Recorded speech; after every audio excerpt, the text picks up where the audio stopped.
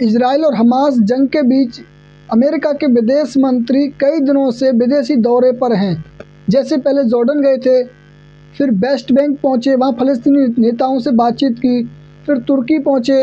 अब उनका एक बयान आया है कि वो भारत आ रहे हैं। जी हाँ, कल शुक्रवार को अमेरिका के विदेश मंत्री दिल्ली पहुंचेंगे, जिसमें भारत और अमेरिका के विदेश मंत्री और रक्षा मंत्रियों की बैठक शुक्रवार को दिल्ली में होगी।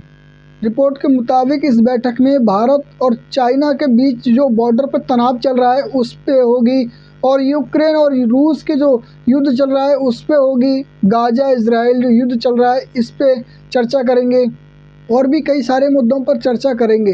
लेकिन दोस्तों, किस मुद्दे पर क्या बात होगी ये नेक्स्ट वीडियो में इस बैठक के बाद हम आपको बताएंगे। अमेरिका के विदेश मंत्री ने कल के लेक्चर में कहा था कि जब तक हमास के कब्जे में इजराइल के बंधक हैं तब तक कैसे संभव है कि युद्ध रुक जाए, युद्ध विराम हो जाए।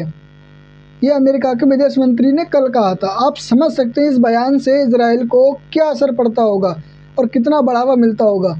हमास के स्वास्थ्य मंत्रालय के अधिकारियों ने बताया कि इजराइल ने मंगलवार को कुल 27 हमले किए थे, और ये हमले दक्षिण गाजा पे किए गए थे, जिसमें 241 लोगों की जान जा चुकी थी।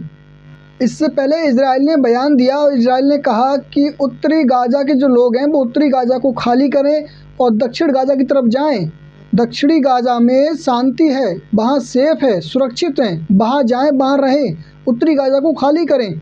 अब जैसे लोगों ने उत्तरी गाजा से जाकर दक्षिणी गाजा में रहना शुरू किया, वहाँ शरण ली, तो उस पर इजराइल ने मंगलवार को हमले कर दिए और उसमें 241 लोगों की जान जा चुकी है। अधिकारियों ने बताया कि इस हमलों के बाद 18 अस्पताल और 40 हेल्थ सेंटर काम नहीं कर रहे, पूरी तरीके से ध्वस्त हो गए, बंद हो गए, ठप हो गए, और अब कोई भी काम नहीं कर रहे। उन्होंने बताया कि इस संघर्ष में अब तक 193 स्वास्थ्य कर्मियों की जान जा चुकी है। अधिकारियों के मुताबिक इस संघर्ष में मरने वालों की संख्या बढ़कर 10,569 पहुंच गई है, और इन मरने वालों में 4324 बच्चे शामिल थे। दोस्तों, आप इस रिपोर्ट से इतना समझ सकते हैं कि इजराइल किस कदर गाजा के लोगों पर जुल्म ढा रहा है, जुल्म कर रहा है, कि उसने बच्चों को नहीं छोड़ा, अस्पतालों को नहीं छोड़ा। पहले लोगों से कहता है कि आप यहाँ खतरे में हैं, आप दक्षिण गाजा में जाइए, वहाँ सुरक्षित रहेंगे। और जब लोग उत्तरी गाजा से दक्षिणी गाजा पहुँच जाते हैं तो उसने वहाँ हमले कर दिए, और वहाँ 241 लोगों की जान गई, 18 अस्पताल, 40 हेल्थ सेंटर ध्वस्त कर दिए गए।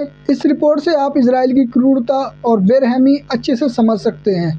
इस रिपोर्ट में इतना ही। मिलते हैं फिर किसी वीडियो में, तब तक के लिए अपना ध्यान रखिएगा। Thanks for watching.